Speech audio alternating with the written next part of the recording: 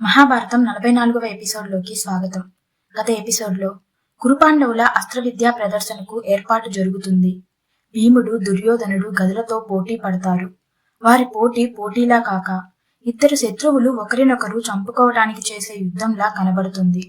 అందువల్ల వారి పోటీని మధ్యలోనే ఆపేస్తారు. తర్వాత అర్జునుడు వచ్చి చూసేవారు ఆశ్చర్యపోయేలా శస్త్రవిద్యలను ప్రదర్శిస్తాడు. అర్జునుడి ప్రదర్శన చివరికి వస్తుండగా ఎవరో భుజం చర్చి రంగస్థలంలోకి వచ్చిన శబ్దం వినిపిస్తుంది. ఆ వచ్చినవాడు సూర్యపుత్రుడు కర్ణుడు. ఇక మిగతా కథను ఈ ఎపిసోడ్లో తెలుసుకుందాం. కర్ణుడు అలా ఎవరి అనుమతి లేకుండా తాను పోటీలో పాల్గొంటున్నట్టు ముందుగా తెలియజేయకుండానే సరాసరి రంగస్థలం మధ్యలోకి వచ్చాడు. వచ్చాక తన ప్రదర్శనని పూర్తి చేస్తున్న అర్జున్ని చూసి, నువ్వు ప్రదర్శిస్తున్న ఈ విద్య అంతా నీ ఒక్కడికే వచ్చని గొప్పగా విర్రవీగకు, మాక్కూడా ఈ విద్య కాస్త వచ్చును అని వెటకారంతో కూడిన స్వరంతో అన్నాడు. తన ప్రదర్శన చూసి ప్రజలు, ప్రముఖులు మెచ్చుకోగా ఈ కర్ణుడు అందరి ముందు తనను అలా తీసేసి మాట్లాడటంతో మొదట సిగ్గుపడ్డాడు.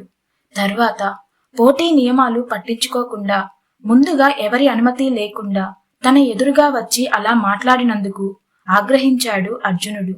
అదంతా చూస్తూ అక్కడే ఉన్న దుర్యోధనుడికి మాత్రం సంతోషం కలిగింది.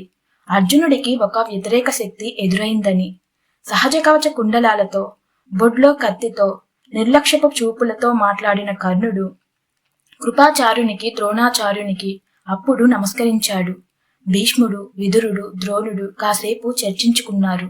ఈ కర్ణుడు 2 చేతులతో బాణం వేయగలిగిన సవ్యసాచిని. నీకు వచ్చిన విద్యంతా నాకు వచ్చు అంటున్నాడు. గురువుగా ఇది నాకు అగౌరవం. ఇతని విద్య ఏమిటో చూద్దాం అనుకున్న ద్రోణుడు భీష్మాదులను ఒప్పించి కర్ణుడికి తన విద్యను ప్రదర్శించడానికి అనుమతించాడు. అప్పుడు కర్ణుడు అర్జునుడు చూపిన అస్త్రవిద్యను అతి సులువుగా చూపించాడు. దుర్యోధనుడు, అతని తమ్ముళ్ళు కర్ణుడి వద్దకు పరిగెత్తుకు వచ్చి కౌగిలించుకొని, కర్ణ, ఇప్పటి నుండి నువ్వు నా స్నేహితుడివి. నీవు నాతో పాటు ఉంటూ నాకు, నా బంధువులకు మంచి చేస్తూ రాజభోగాలు అనుభవించు అని అన్నాడు. దుర్యోధనుడిని మనసారా కౌగిలించుకొని, తప్పకుండా అలాగే చేస్తాను అని, ఈ రోజు నీ ముందు, ఈ సభాసదుల ముందు ఈ అర్జునుడితో ద్వంద్వయుద్ధం చేస్తాను, ఏర్పాటు చేయించు అన్నాడు కర్ణుడు. కర్ణుని మాటలు విన్న అర్జునుడు పట్టలేని కోపంతో, నిన్నెవరి ఇక్కడికి పిలిచారు? నీ పేరు ఈ పోటీలో ముందుగా నమోదు చేసుకున్నావా? లోనికి వచ్చే ముందు పెద్దల అనుమతి తీసుకున్నావా? ఏదైనా చెయ్యాలంటే ఒక గౌరవం, పద్ధతి ఉంటుందని తెలియదా? పోటీలో పాల్గొనేవాడిలా మాట్లాడుతున్నావా? అక్కసుతో నీచ స్థాయిలో పాపిష్టివాడిలా మాట్లాడుతున్నావు. అసలు నిన్ను ఇక్కడికి అనుమతించింది ఎవరు? పాపాత్ములు వెళ్లే లోకాలకి వెళ్లాలని ఉందా అని అన్నాడు అర్జునుడు. ఏ అర్జున, పిరికి వాళ్ళు, బలహీనులు మాట్లాడే మాటలు చెప్పకు. నీ గుండెలో ధైర్యం ఉంటే, నీ బాణాలలో శక్తి ఉంటే ఆ బాణాలతోనే నాకు సమాధానాలు చెప్పు, మాటలతో కాదు అని అన్నాడు.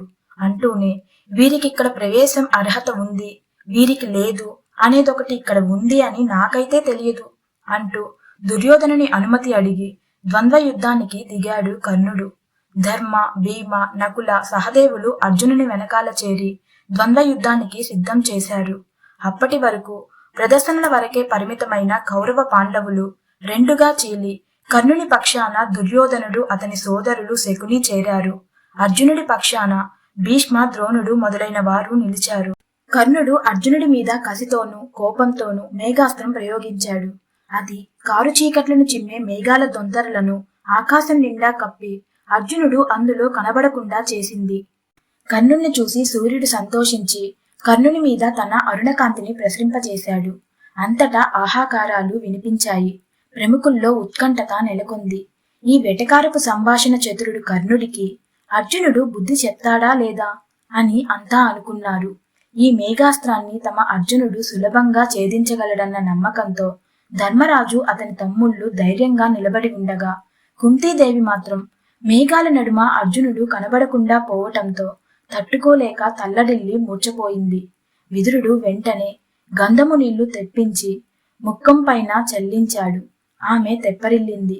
అర్జునుడికి ఏమీ కాదు, చూస్తూ ఉండు అని ధైర్యం చెప్పాడు. మరుక్షణంలోనే వాయువ్యాస్త్రాన్ని సంధించి మూసుకున్న మేఘాల సమూహాన్ని చెల్లాచెదురు చేసి మబ్బు విడిచిన సూర్యుడిలా మరింత వెలిగిపోతూ కనిపించాడు అర్జునుడు. అదిగో మన అర్జునుడు వెలిగిపోతున్నాడు అంటూ విదురుడు చూపించగా కుంతి అతన్ని చూసి సంతోషంతో మళ్ళీ కన్నీరు కార్చింది. ఆ పక్కనే కర్ణుడు సహజ కవచ కుండలాలతో కనిపించాడు. ఇక కుంతి కంటిలోని నీరు ఆగకుండా కారుతూనే ఉండిపోయింది. ఇంతలో కృపాచార్యుడు తాను కూర్చున్న వేదిక దిగవెళ్లి ఇద్దరి మధ్య నిలబడి కర్ణునితో ఇలా అన్నాడు. ఈ అర్జునుడు కురువంశ రాజకుమారుడు, పాండురాజుకు కుంతీదేవికి పుత్రుడు. ఈ పోటీల్లో మొదటి నుండి ఉన్నవాడు అతి వినయశీలుడు. మరి నీవెవరు? నీ వంశం ఏమిటి? నీవు ఎవరి కుమారుడవు? చెప్పు. చెప్పి ఈ యుద్ధం చేయి.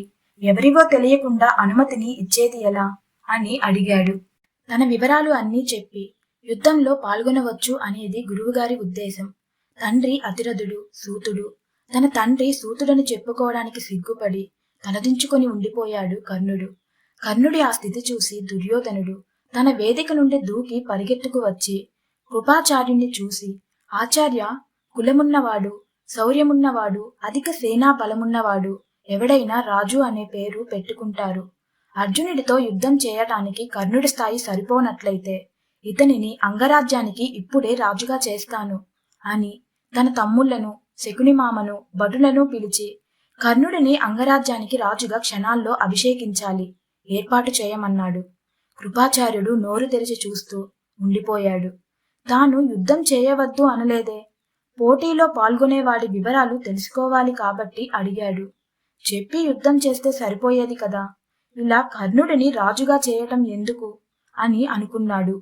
భీష్ముడి చేత, ధృతరాష్ట్రుని చేత అనుమతి ఇప్పించుకొని 1000 మంది బ్రాహ్మణులను పిలిచి వారికి 1,000 గోవులను దానం ఇచ్చి వారి చేత కర్ణుడు అంగరాజ్యానికి రాజు అయ్యేనుగాక అని ఆశీర్వాదాలు ఇప్పించి బంగారు సింహాసనం పైన కూర్చోబెట్టి వేద మంత్రాలు చదివించి అభిషేకించాడు.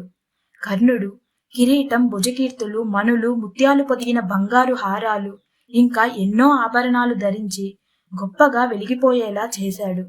ఇక మిగతా కథను నెక్స్ట్ ఎపిసోడ్లో తెలుసుకుందాం.